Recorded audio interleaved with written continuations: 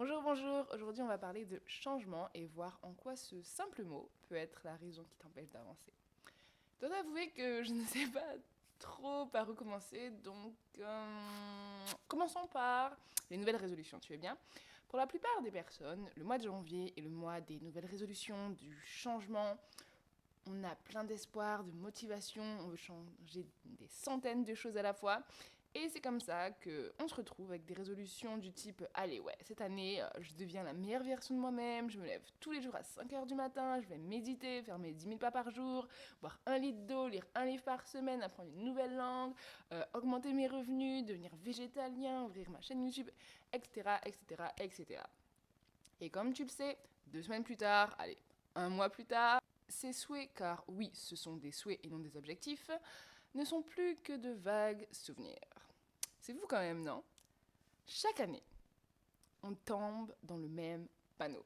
On sait très bien que ça ne fonctionne pas et pourtant on continue en se disant que comme par miracle, les années suivantes seront les bonnes. Alors pourquoi chaque année, malgré ta motivation, ta volonté et j'en passe, tu te retrouves toujours, encore et encore, au point de départ? Ce n'est pas une question de discipline ou de volonté ou même d'organisation.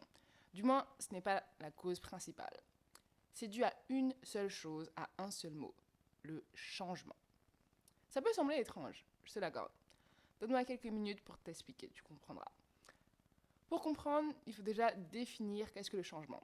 D'après le Centre national de ressources textuelles et lexicales, le changement désigne, ouvrons les guillemets, le fait de rendre plus ou moins différent, de transformer, de modifier, ou autrement dit, c'est le passage d'un état à un autre.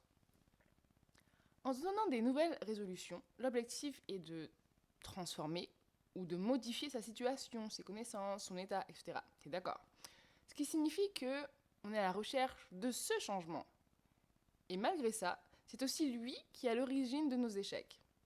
Je sais, ça peut paraître paradoxal, mais attends, laisse-moi encore un peu de temps. La raison est simple. La peur. La peur du changement, plus précisément. Même si on souhaite tous changer, on souhaite tous s'améliorer, on souhaite tous vivre quelque chose de différent, quelque chose de mieux, etc., nous avons peur. Pourquoi? Parce que le changement, c'est l'inconnu. Et tout ce qu'on ne connaît pas nous fait peur. Tiens, prenons un exemple. Pourquoi certains enfants ont peur du noir? Non pas parce que la couleur noire les effraie, mais simplement parce qu'ils ne peuvent pas voir ce qu'il y a dans cette pièce. Et donc tout ce qu'il y a dans cette pièce leur est inconnu, tout simplement. Alors qu'en gardant les mêmes habitudes, en faisant les mêmes choses, on obtient les mêmes résultats. Ce qui est rassurant. Même si parfois on n'est pas complètement satisfait de ces résultats, ils nous rassurent quand même. Ce qui fait qu'on reste dans notre zone de confort. En y réfléchissant bien, c'est logique, non? Notre cerveau doit faire un choix entre une action inconnue qui va peut-être donner un résultat positif et une action connue dont l'issue du résultat est aussi connue. C'est comme si, en fait, il devait choisir entre avoir peur ou être rassuré. Et ton cerveau te veut que du bien. Il veut te protéger, donc forcément, tu vas te tourner vers ta zone de confort, exactement.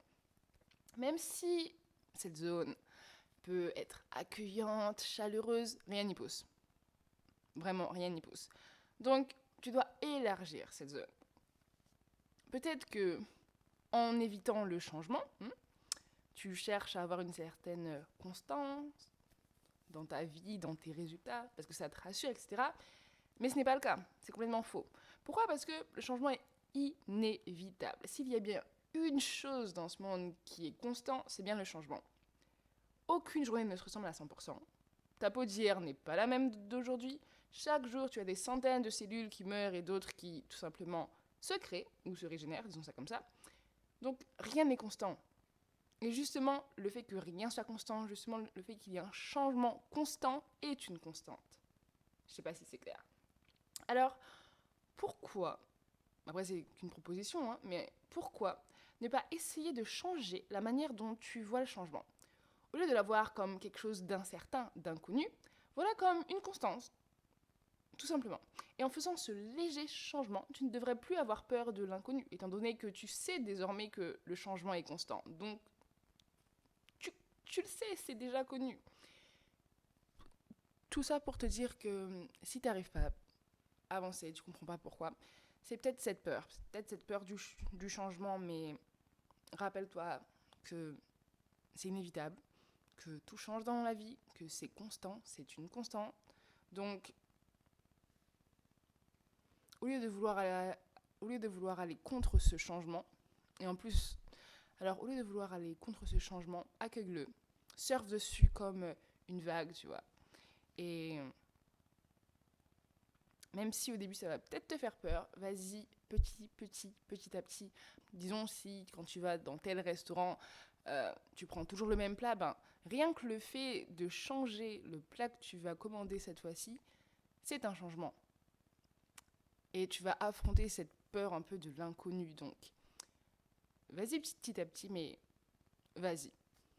Et plus tu vas élargir ta zone de confort, plus tu vas comprendre qu'en fait cette peur, ben, elle n'a pas de raison d'être, parce qu'en soi, tu sais ce qui va arriver, tu es certain que tout va changer, pas forcément tout, mais dans une certaine mesure, tu ne devrais pas avoir cette peur. Et au contraire, bah, surfe dessus, surfe sur le changement. Donc voilà, c'est déjà la fin de ce podcast.